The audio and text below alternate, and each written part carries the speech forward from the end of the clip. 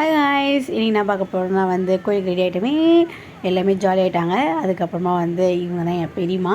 Hi சொல்கிறாங்க பார்த்தீங்கன்னா, cute. இவங்க தான் எங்கள் ஃபேமிலி, க்யூட் ஃபேமிலி. இவ தான் என் கசின்னு. அதுக்கப்புறம் அந்த ப்ளூ சாரி தான் எங்கள் அண்ணி. ஸோ வந்து நாங்கள் தட்டுலாம் எடுத்துகிட்டு வீட்டான பொருளை மட்டும் எங்கிட்ட கொடுத்துட்டாங்க. தட்டில் எடுத்து நாங்கள் காருக்கு போய் எல்லாம் ஹாய் சொல்கிறாங்க பார்த்தீங்களா. வீடியோ எடுக்கணுன்னு எல்லாம் ஜாலி ஆகிட்டாங்க.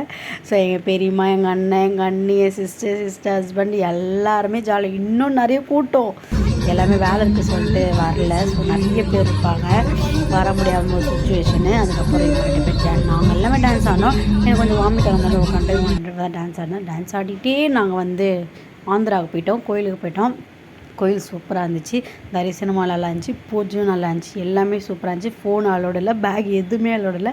அதனால் நாங்கள் வெளியே உட்காந்துன்னா அந்த ஆடு வெட்டுறது எல்லாமே நாங்கள் அது ஆடு இதெல்லாம் பண்ணுறது நாங்கள் பார்த்தோம், ஆடு வெட்டுறதை நாங்கள் பார்க்கல. அப்போ நாங்கள்லாம் ஒன்றா உட்காந்தோம், பூஜைலாம் பண்ணிட்டு நான் அதுக்கு தான் இருந்தேன். அதுக்கப்புறம் வந்து மொட்டை அடி காது குத்துற பையன் இவன் தான், க்யூட்டாக இருப்பான். அவன் ரொம்ப பிடிக்கும் எங்கள் அக்கா பையன், எவ்வளோ க்யூட்டாக இருக்க பாருங்களேன். மொட்டை அடிக்கிற வரைக்கும் நல்லா இருந்தான். அதுக்கப்புறமா வந்து நாங்கள் மொட்டை அடிக்கிறாங்க சொல்லிட்டு நாங்கள் இந்த பக்கம் வந்து உட்காந்துட்டோம். எங்கள் காது குத்துறாங்களா அங்கே வந்து உட்காந்து. அதுக்கப்புறம் அவங்க அப்பா, அவங்க அம்மா, அதான் எங்கள் அக்கா, எங்கள் மாமா எல்லாம் வந்துட்டாங்க. அதுக்கப்புறமா வந்து எங்கள் அத்தை இவங்கெல்லாம் வந்தாங்க. அதுக்கப்புறம் காது குத்தணுன்னு அவனை தூக்கும் போது அவன் வரவே மாட்டான்னு அழுதுட்டான். பாவம், யாருக்கு இருந்தாலும் இருக்கும் தாங்க, அவன் பயங்கரமாக அழுதுட்டான்.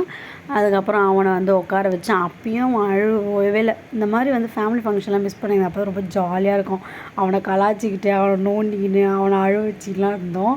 ஸோ இந்த மாதிரிலாம் கொஞ்சம் எப்பயாவது ஒரு இடத்துல மிஸ் பண்ணிடாதீங்க. எல்லாருமே ஜாலியாக இருந்து ஒரு ஃபேமிலியாக பேசி அப்போ தான் வந்து டைம் ஸ்பெண்ட் பண்ண முடியும். ஸோ ஃபேமிலி கூட டைம் ஸ்பெண்ட் பண்ணி இந்த மாதிரிலாம் இருந்தால் கொஞ்சம் நல்லாயிருக்கும்.